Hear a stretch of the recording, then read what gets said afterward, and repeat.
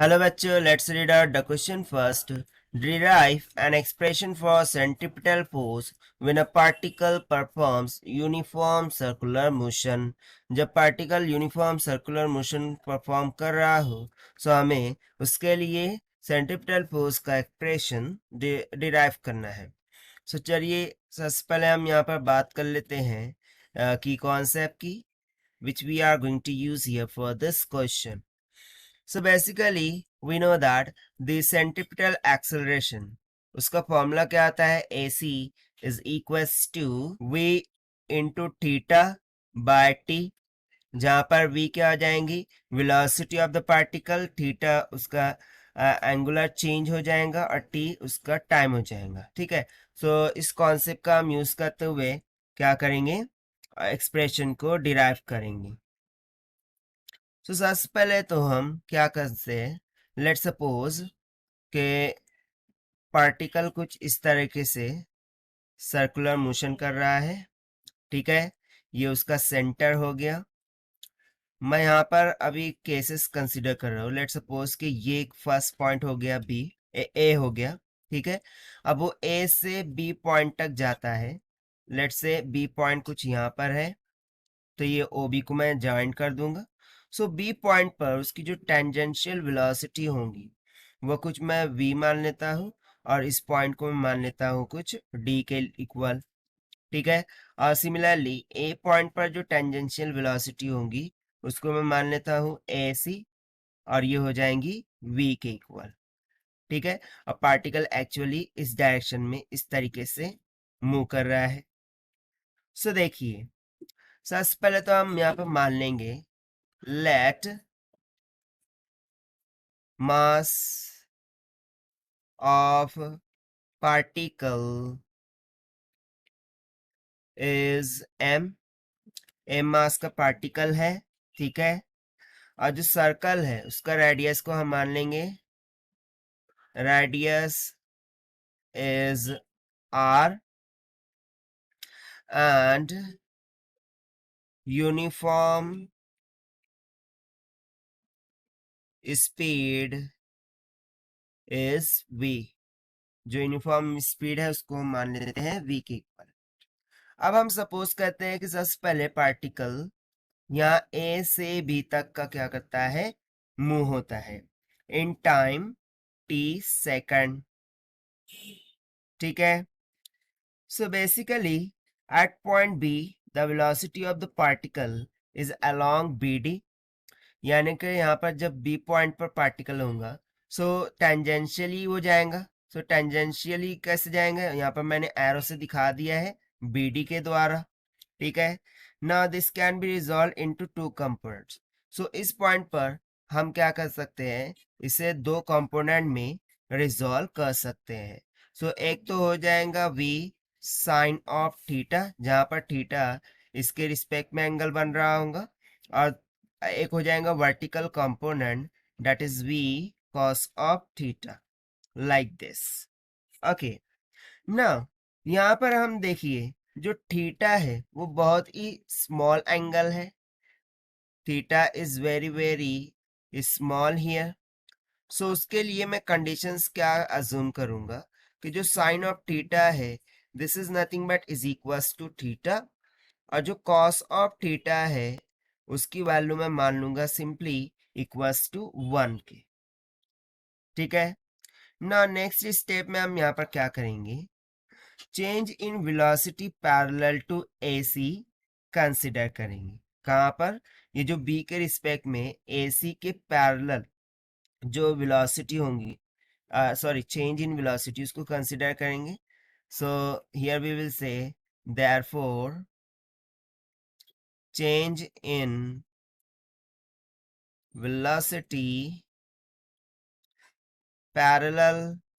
Okay, parallel के लिए हम ये साइन यूज करते हैं, पैरेलल टू AC। मैं पैरेलल टू AC कंसिडर कर रहा हूँ। सो वो क्या हो जाएगा, देखिए वो हो जाएगा, so parallel to AC, so parallel to AC के लिए v cos थीटा आ जाएगा। ठीक है, v cos of theta minus of, और ये वाला v, ठीक है, that is v, this should be equals to यहाँ पर हमने cos थीटा क्या माना था, 1 माना था, so ये हो जाएगा v minus v, this will be comes out equals to 0। अब देखिए 0 यहाँ पर आ रहे हैं, so इसका मीनिंग क्या है, there is no acceleration along the tangent, यानी ये जो टेंजेंट AC है इसके अलोंग कोई भी एक्सेलरेशन नहीं है। सो यहाँ पर हम लिख देंगे therefore there is no acceleration along tangent, tangent के लिए मैं शॉर्ट फॉर्म यूज कर रहा हूँ TGT, ठीक है, along the tangent। ना अब हम क्या करेंगे, सेकंड पार्ट में change in velocity parallel to OA consider करेंगे, ठीक है। अब OA कहाँ पर है, ये वाला, ठीक है, ये जो हमने दिखाया है OA, अब इसके पैरेलल में हम वेलोसिटी को कंसिडर करेंगे, किसकी, change in velocity. So therefore here we will say change in velocity parallel to OA vector. So वो क्या हो जाएंगी, देखिए जो हॉरिजॉन्टल कंपोनेंट ऑफ वेलोसिटी है at point B, that is v sin theta, वो आ जाएगा -0 ना सी। ये 0 क्यों आ रहा है, क्योंकि देखिए OA के पैरेलल में कोई भी वेलोसिटी वेक्टर है क्या, नहीं, ये जो v है, सो ये तो AC के लिए है, OA के लिए है क्या, नहीं, सो ये तो 0 आएगा। So it will be comes out equals to v into theta. क्यों, क्योंकि हमने माना था कि sine of theta is equals to theta, ठीक है। सो यहाँ से देखिए ये हमें वी थीटा मिल रहा है।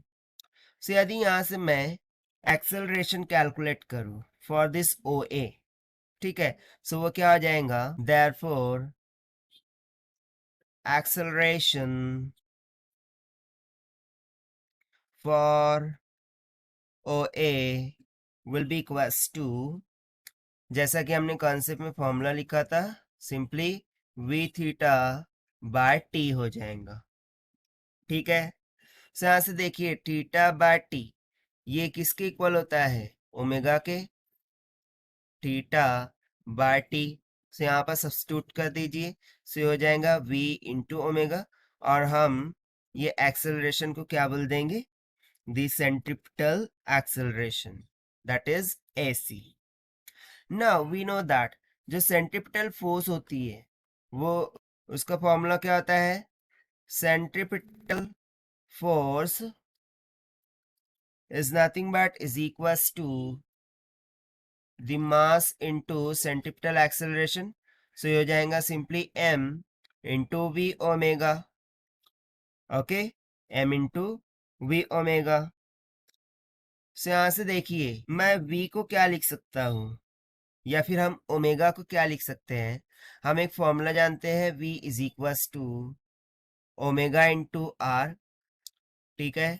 से यहाँ से हम v की वैल्यू यदि सब्स्टिट्यूट कर दे, से हो जाएगा m इंटू ओमेगा कितना हो जाएगा, ओमेगा का स्क्वायर इंटू आर। सो ये तो एक मिल गया सेंट्रिपिटल फोर्स का फॉर्मूला। और इन टर्म्स ऑफ v अगर कैलकुलेट करें, सो मैं यहाँ पर ओमेगा की वैल्यू v बाय आर रखूंगा, सो v इंटू v का स्क्वायर हो जाएगा, ये सिंपली हो जाएगा mv square by r. So ये हो जाता है हमारा final expression for centripetal force, जो कि हमसे पूछा गया था to derive, and this we have derived by using the simple concept of centripetal acceleration. So this is what whole about this question. So this is the required solution. I hope you understood it well. Best of luck. Thank you.